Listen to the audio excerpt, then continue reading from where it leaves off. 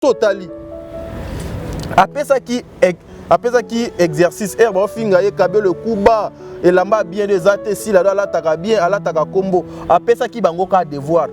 Si la zwaka photo moko Yasnel oza na combo na ye acha apesa même ata batu na bango ndenge bapesa ka acha tisiko photo na do ebimate mais Davina akanga ki bango juste munoko kana eloko moko akangi photo ya Régie des eaux ou bien Yasnel acha ngo wana na combo na ye Davina alobaki wana peut-être nga pe naza na kati nous tous parce que c'est la communauté congolaise voilà peut-être biso nyonso toza na kati seulement ko combattre ba comédien to ba comédien même bato batala bino voilà et puis aussi elle est allée trop loin à lobby à force de trop kofinga mama oyo bokoki pe ko bando boma mutu mokie kati na ye to ko ya ko perdre ye or elle a encore des choses à nous donner puisse cracher na mémoire ya maman ou papa ou mwana ou ndekono o donc c'est kenda ça fait très mal. Les comédiens de mon pays n'alinga kozabino toujours ba témoin parce que lorsque toutes ces choses ici passent, il y a ceux qui sont en train d'applaudir. Bon, Jean. Bien sûr. Et puis, ce qui est grave, c'est que si tu as un ya bateau nion so bazo sala makambu ya divorce ya da costa et bandi na sommet ti na linzaka marié doazate. Marié azate. Bayebi ndenge babalaka te ndenge bapesela dot te ndenge pe baversaka dot na famille ya mwasi te. Soko le mosali kamba malamu ozoka kwa mabe sala malamu parce que ce qu'on vient d'ajouter vient du diable le père des mensonges. Ce qui te est le sous lokola monesano tozinda makepai na nzambe toyebo tosenga na bino totangisa bana zomo sofela na classe et toute la gloire est à nzambe. Donc si vous avez directement la conviction d'aider Yaya Sala, moi je crois Nanzela na yo to pambola nzambe. Konanga ko hésiter te ko sala bolamo epai ya bana oyo benga lelo tosunda totangisa bana oyo topesa bango sans avis et puis le kumu ekozonga epai na nzambe. En tout cas, botika biso te bosunga biso nzambe akopambola bino. Même les plus petits gestes de votre part seront très appréciés et suffisants pour atteindre notre objectif. Tozomi Avenue Kinzola numéro 49, quartier Régie des eaux, commune de Kitsenso, référence 3e Dodan. Pour tout contact, bengabiso na ba numéro Oyo. Orphelinat Fida, lobby à bas orphelin. Bonjour mesdames et messieurs, Balandino Soya. Top Media TV, tout ça vraiment na essayé en mine que ba boza ebele o boza kolanda biso na minute oyo. Comme toujours nous parlons de l'actualité quand on est au lobela actualité nyon sur les réseaux sociaux. Sur ce aujourd'hui tout ça na actualité eza ebele que to lobela vraiment lelo awa na plateau na biso. Mais sans oublier, je vous dirais d'aller toujours suivre votre film Couple croisé de madame Belvi Candy, la de l'écriture, donc il faut jamais manquer. Ceux qui te loba l'engagement qu'on a Montréal Chipson, alors qui côté la biso extrait d'ambou, il y a film la biso couple croisé et on se retrouve tout juste après.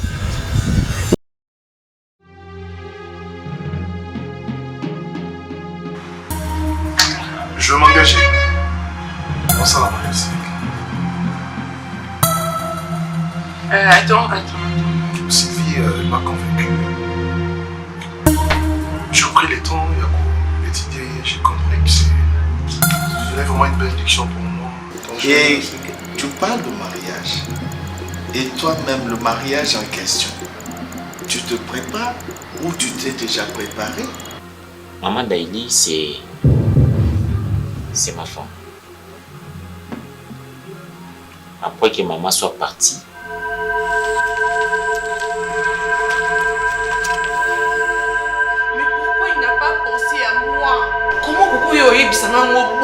sachant que Ndé Tozalana et tout le reste que...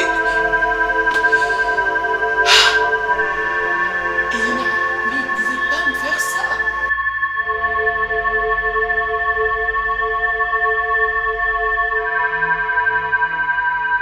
Mais quand tu me réponds comme ça, merci.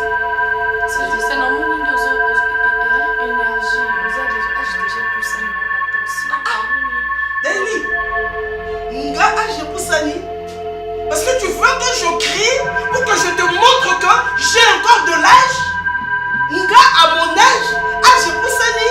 Non, là c'est d'arrêter, là la sac, là la hypocrite, c'est là la loba, ça ça va bébé, donc d'accord. Ok, d'accord, ça hypocrite. Et pas ça hypocrite, c'est. Ça là vraiment effort d'être vrai. Bon bientôt, ça là on bien. T'es papa. Ce que je l'accent moi non ma kabozo lobanga na yo kapasi na moi. C'est yo yebi moi na.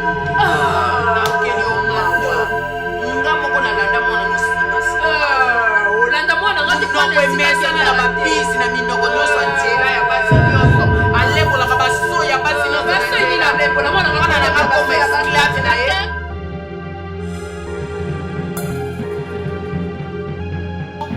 Je suis ta maman. Et je peux te taper, je peux te gronder, parce que tu es mon enfant. Toi aussi on t'a dit ça? On t'a dit que moi j'ai vieilli. Ah voilà.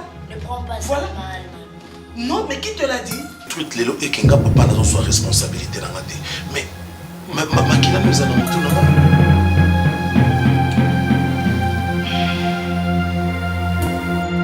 Ado zongila na barita na ndako. Suka ena ndako omonake suka ki musala bayamba kiye. Parce que toi tu sais, donc on a bomba mimisa yebisa. OK, so yo vas-y, vas-y. Honte. Donc la maman elle a joué éduquer moi na bien. Ozo éduquer ma belle. Nous sommes de retour sur ces plateaux, mesdames et messieurs. Bon, aussi bien qu'au la extrait, film Anabiso, couple croisé de madame Belvic Candy, la poutine de l'écriture. En fait, nous avons essayé de vous annoncer que nous avons notre invité d'aujourd'hui, toujours, comme toujours, le messier Tadi Ngalapa, ici présent, que je salue. Bonjour, monsieur Tadi. Bonjour, Bernicia. Bonjour, Nabande Konyon Sovazo Landabiso. Bonjour, la famille Libota. Bonjour, la communauté congolaise. Bonjour, papa, maman. Comme je vous avais dit tantôt, elle est là. Elle est déjà la nôtre. Tomé Sananaye. En tout cas, moi, ça me fait plaisir par rapport à la réaction, à commentaire, à Tangi Tangi, à Odoye Linga na téléphone. Continuons comme ça, apportons l'attention et pas étoile montante Oyo. En tout cas, à Abisso par rapport à le code de bonne conduite, c'est-à-dire qu'il faut que donc toi bandeni photo PC ma papou petit à petit en tout cas ndeke asala kazala nae et c'est comme ça que moi personnellement je me suis sacrifié boye bit kenale kana ba plateau batou difficilement mais au moins j'accorde le temps à cette femme pour que Tobaksa, Oyo Zangi, na Oyaza Nango pour Totambola Malam. Merci Bernicia encore une fois. Ok, et sur ce, je dirais toujours comme tonton t'a dit à l'obé que Boroyo Kagou, donc oui, maman beaucoup pour les donc c'est comme ça qu'on apprend. Ok, donc lorsqu'on apprend, on prend tout aussi. C'est en même temps, on prend de bonnes choses. Je n'ai pas dit des mauvaises choses, des bonnes choses, on apprend toujours. Attends, quand tu dis prendre des bonnes choses, c'est comme s'il y avait aussi des mauvaises choses là, il faut chercher. Non, dans la vie il y a toujours des bonnes choses et des mauvaises choses. Ça arrive toujours comme ça, mais il faut toujours prendre des bonnes choses. C'est vraiment important. Mais je crois comme si ce n'est pas notre sujet d'aujourd'hui parce que nous là, on parle que de l'actualité. Le sujet d'aujourd'hui c'est quoi? Nous parlons de toute l'actualité. Donc à ce qui concerne... Non mais bon, on a le rappel Ingala. Ah ok, c'est on a le rappel Ingala, mais si je pourrais le faire mieux... Tu as vu sur l'aise bateau, tout le français. Tout ça l'ango. Tout ça l'ango. Oui, ça moi goût. Ça va. D'accord. Donc, chers abonnés, nous avons notre invité d'aujourd'hui. Kakandi Naim Saibino qui est émission Nabiso les bonnes conduites. Nous parlons de l'actualité, de tout ce qui se passe sur les réseaux sociaux. Donc nous sommes englobés réseaux sociaux, on se base yo kana ba misusu bazo tala ba monaka na ba yo la musique, c'est-à-dire que nous on parle de toutes les actualités. Sur ce aujourd'hui, j'aimerais poser mes deux cas que j'ai aujourd'hui, face à M. Tadi Ngalapa, à sa qualité de journaliste, en même temps chroniqueur, après ça, il vous donne comment il y a bien quoi. Donc, les lots, tout ça, on a deux sujets, mais deux sujets, les porter mingi sur nos comédiens.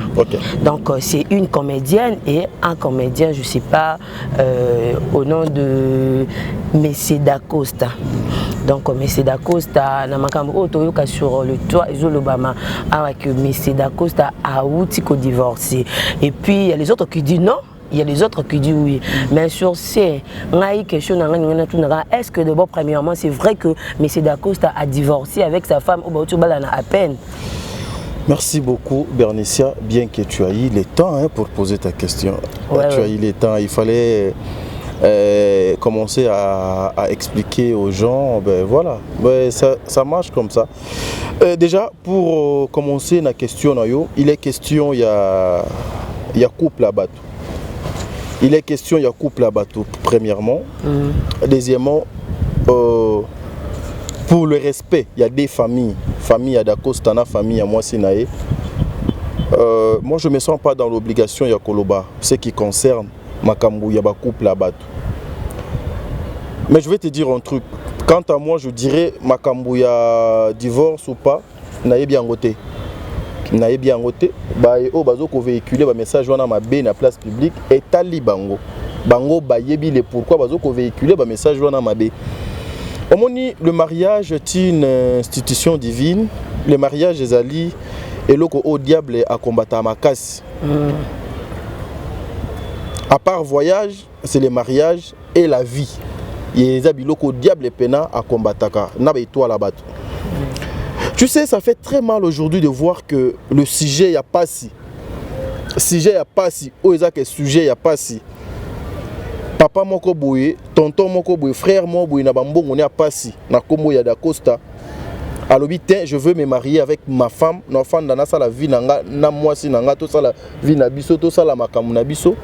Et lobi na tongo un bon matin au komona un groupe de gens, un groupe des insensés qui passent à la télé justement pour nous luka moyen ko exciter ko tia bibilo ko mabe pour libala na ekene na mai. Yaya.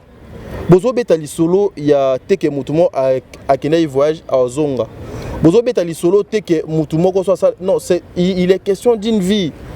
Le mariage eza eloko ya black te mutumo côté abala na kana moi sou bien na mobali a souhaité que lobingai na mobali bien na moi sur na to kabwana. A souhaité que ngai na moi sur bien na mobali on a tout divorcé. Ça fait trop mal et puis ça choque. Et puis ok na likolo nyonso Dacosta aza victime. Moi je dirais ça comme ça. Moi na kota na kati pena ya makambo ngo eza penate pour le respect ya ces grands messieurs na kombo ya Dacosta. Dacosta aza victime ya ba makambo ebele. Dacosta aza victime ya koloba NON. Si là na bande ya batunaye ils doivent arrêter. Dacosta azali victime le fait seulement que Dacosta a refusé de ne plus apporter touche naïe sur le plan professionnel la SB et créé là Dacosta bitumba onyonso. Dacosta azali victime ya ba makambo ebele belé. Nous avons même vu ba mibali koleka na télévision pour na koloba ete Dacosta alinganga yi. Mobali azoloba ke moninga na ye mobali abanda kolinganga azala mobali nanga. Vous savez qu'est-ce que ça fait? Il y a certaines personnes na ba vie na bango ba s'engagent justement c'est pour faire le mal aux autres. Il y a certaines personnes na ba vie na bango ba mela déjà makila, c'est-à-dire onyonso ekoya kombo nango ezali destruction, kombo nango ezali mabe, kombo nango ezali ko boma, kombo nango ezali ko nuire. Non, mes frères et sœurs, ma consoeur, ba débat on na ko kango te. Boyebi te pasi il y a divorce. Boyebi pasi il y a divorce te. Mais moi je pense que j'estime Dacosta et sa femme ba divorcé. Ba divorcé et cause nango peut-être makambuka ya ba réseaux sociaux ndenge ba rumeur et ezokoleka ndenge ezokotambola lokola bande ya batuana bande ya ba inutile wana ba tchana mituna bango que il faut combattre Dacosta jusqu'à la fin pour azala stabilité na couple naé. Et voilà pourquoi bazo inventé ba histoire même pe lelo par exemple que ba divorcé Dacosta et sa femme ba divorcé etali nani. Hein Bernicia? C'est ça aussi la question que je me pose. Etali mutu ata mon côté. Donc, c'est-à-dire, Ezali, ba responsabilité, il y a la Costa vis-à-vis de sa femme. Ezali, ba responsabilité, il y a moi si il y a Dacosta vis-à-vis de son homme. Et comment beaucoup comme ça, les Kambouya vie à Moutou, beaucoup comme ça, viral, comment la vidéo, donc comment la matière, la souffrance, il y a Batouana, et ça qu'on perdrait d'Acosta na ba vie na bango sur le plan professionnel. Alors, en retour, il faut passer la dot d'Acostanine, chantage na ba n'importe quoi bazo salé na réseaux sociaux. Pour ta toute première question, je pense je répondu et qu'on dépendre na bande ceux qui va convaincu. C'est pour cela, moi je dis, est-ce que vous ne voyez pas que peut-être si vous dites que Ata va divorcer, et ça a un problème, la maman ou soit toi tu ne crois pas qu'il va divorcer, c'est là que est-ce que peut-être ceux qui vont divorcer, sur les réseaux sociaux, et que vous allez que du fait qu'il y a moins si à eux, quand on est à Costa Linganga, à moi, mobile mazo qui est à Costa Linganga, qui compose des problèmes, quand tu couple la maman, c'est que moi si, peut-être la décision va divorcer, ne va qui est divorce. Malgré que vous avez estimé mon dignité, c'est-à-dire bazar na kaka. Mais pour les gens qui disent que bazar c'est déjà divorce. Bazar la cause wana te bazar wana omonika ndenge bazar bajan. Ti botika lokoma ba pierté, botika la ka bajan. Bien sûr. Et puis ce qui est grave ezanine. So tali na mulongo ya bato nyonso bazo sala makambu ya divorce ya d'Acosta et bandi na sommet. Ti na linzaka marié doazate. Marié azate ba yebi ndenge ba balaka te ndenge ba pese la dot te ndenge pe ba versaka dot na famille ya mwasi te ba balate bazali stable te bazali na problème ya ba love bazali na ba problème ya ba je t'aime bazali na ba problème ya stabilité. Alors instabilité o ezali na ba vie na bango ezali installé ti na ba moelle punière. Ils veulent assez que tout le monde va rejoindre bango na bateau na bango wana ya bêtise. Et là peut-être très beaucoup de personnes bako zala trop d'accord na ngaité mais na sali na tindi binobo que nous vérifier depuis na souki ya mututi na linzaka qui est marié na bateau nyonso bazo finga d'Acosta et sa femme na bateau nyonso ba memi histoire il y a d'Acosta na réseaux sociaux botala bango nani oyo azala kananda kwa libala azate aucune personne. Vous voyez, déjà c'est une malédiction oyo bango bazanango, ils veulent partager ça avec les autres. Et ils ont déjà bilo comme abe o bazo luka ko coller ngo na batumo boy. Je répète, au bandi na mutu, tina suki mutu azana libala azate. Ba misusu ezake alongwaka Kinshasa akembandaka juste po azwa popo azonga kin. Ba misusu azwa nde mobali nde aya kofanda na ndaku na ye. Donc mutu aza stable na bango nyonso azate. Alors herba omona que non par exemple chez d'Acosta dans son couple aza stable, ils doivent toujours créer des choses. Alors laissez les morts enterrer leurs morts. Et ça likamwa pas si j'ai appris que d'Acosta avant le mariage a soit tant ébélé avec sa femme. D'Acosta avant le mariage a soit tant avec sa femme. Ils ont traversé des moments durs, Yavi. Ils ont traversé des moments de joie. Ils ont passé des moments inoubliables. Est-ce que le lot divorce kokabwana yabatwana il faut aller sengo. Ceux qui n'ont nous au yebi elengi ya koloba vêtu mais pousé té. Et puis kuna moko ndimi oui et que ça la difficile pour oyeba ko comprendre que chercher à nuire les couples à bato ezali mabe. Ce qui fait tout ça maman ezali bazana carence à makambo ebele. Babalate. Bazwaka bango. Ba utiliser bango. Et voir un jeune comme d'Acosta stable dans son couple et qu'on crée qu'à oignon. Même ta question pour dire que non mon mobile a qui à Linganga, nyonso wana eza bande ya banani. Eza bande ya ba inutile o nyonso. Ce sont des sujets que moi personnellement t'as dit n'aborde kango vraiment ezaka difficilement. Mais comme c'est un sujet qui touche une personne au nazala très bien au nom de d'Acosta, je connais ses capacités, je connais ses potentiels. C'est parce qu'il a imposé un respect, c'est parce qu'il a imposé un style de vie naïe moko boye pour na koluka moyen il y a qu'à faire les choses na ndenge o donc longo bani et il faut abano subir ba humiliation. Non. C'est ce qui manque na ba comédien ebele. C'est ce qui manque na communauté na biso. Les gens veulent gober toujours n'importe quoi. R nyonso, na moment nyonso, na temps nyonso. Dacosta avait dit N-O-N et puis Aleka et pas Vincent, on a ici émission Aleka Aloba. Makambo Dacosta Aloba Lobby. Yango lelo et Zoko Kisamat. Makambo Dacosta Aloba à l'époque. Traiter au nyonso, fallait traiter. Mais lelo Makambo wana ya Dacosta et Zoko Kisama linda lelo d'Azab. As victime, aujourd'hui, il y a chantage et autres. Tout ça, c'est parce que c'est l'intelligence, le savoir-faire, la détermination, être responsable. Il y a d'Acosta, à subir biloko et babo sanate que non oignon so basalaka, bazali na vie. Un jour, tôt ou tard, dans la vie, ils ont toujours na un jour, ils ont toujours na une minute, ils ont toujours na ba tierce, ils ont toujours na ba seconde. Un jour moula. Et beta kapé na ba vie na bino. Heureusement, et belé to yebi pété ceux qui ba bala kako, bien ceux qui ba bala bango. Donc voilà.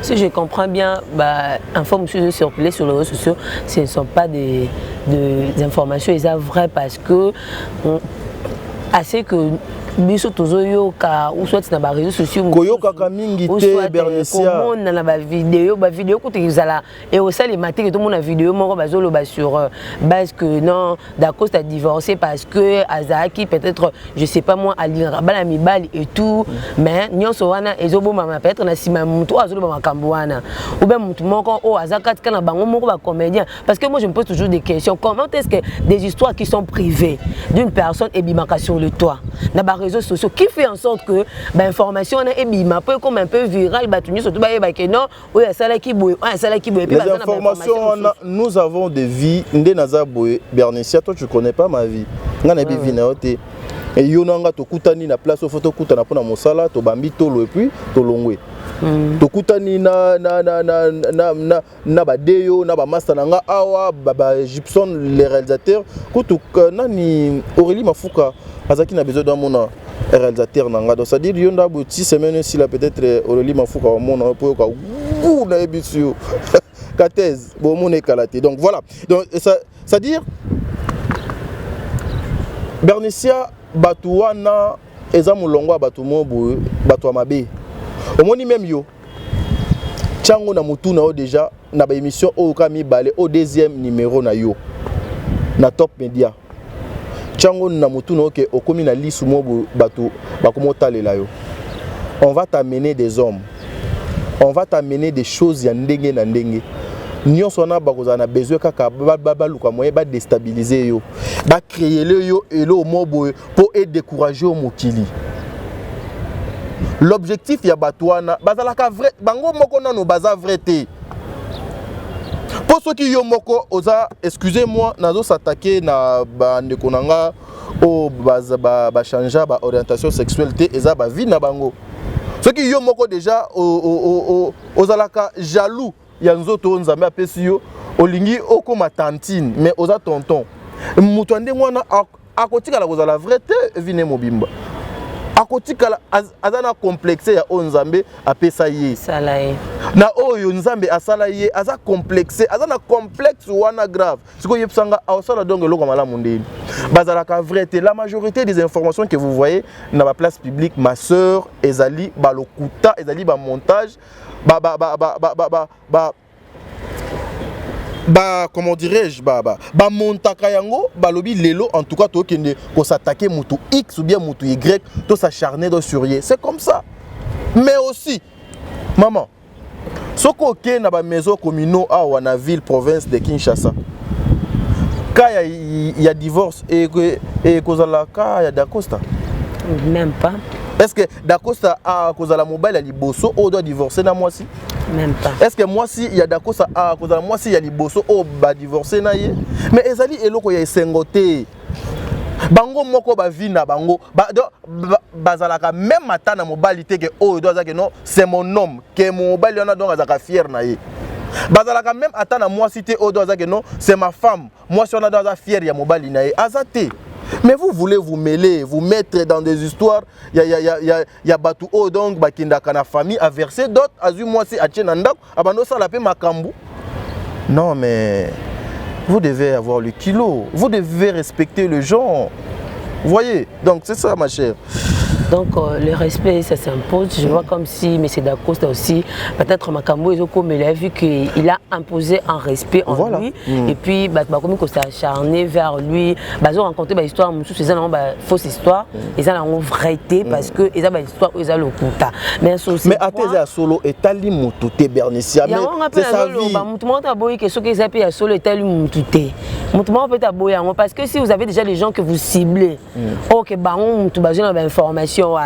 C'est-à-dire que il peut y avoir aussi des problèmes parce que je me bien que à long terme, pas na bango pour na professionnel musala et tout à kenda mpandi na moko c'est pour cela bato bozo ciblé wana de vous-même que bato wana bazali que bazo rencontrer ba histoire soit des boba ce sont pas des rabat-joie quand même bazo rencontrer ba histoire yo français on dit que le problème nazo psayo et que problème bazo croire ba histoire té ou ça bazo ba histoire est vrai parce que le roi qui na kana bango maman écoutez-moi Bernicia ata est vrai et talinani bino pe bozwana no basi na bino biso pe to ya to sala ba analyse sur basi na bino o bino bobali bozwa pe mibali na bino biso pe to ya to sala ba analyse sur mibali o bozui botika na no ba via bato parce qu'au début déjà vous bandez qui ont déjà que bango ceux qui a bazana moi cité azana mobilité c'est ne veut pas dire que sous bazana moi cité bazana mobilité que ba ko melete na ba histoire ko ba divorce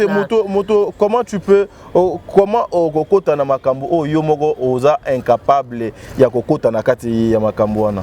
Non, il faut laisser les mariés discuter makambo ya ba marié entre le marié et puis voilà et puis laisser aussi les divorcés ba beta masolo ya ba divorce na bango bino o donc yebanete ni moto ni malili ni katikati ezalité botika la bongo laisser les morts enterrer leurs morts moi sûr, parce que ils a même pas na vidéo monté parce que je vois d'habitude sa femme parce que à longue non moi c'est été mais ce sont ces réseaux sociaux les gens qui disent oh azo publier ma vidéo mais ma vidéo est que l'on publié attends une fois tu as qu'on va divorcer ou soit ta fille à mobile naie mais pourquoi des histoires ils ont tombé tout moi pour le respect il y a Dacosta le respect de sa femme j'estime que ce que je dis ça suffit.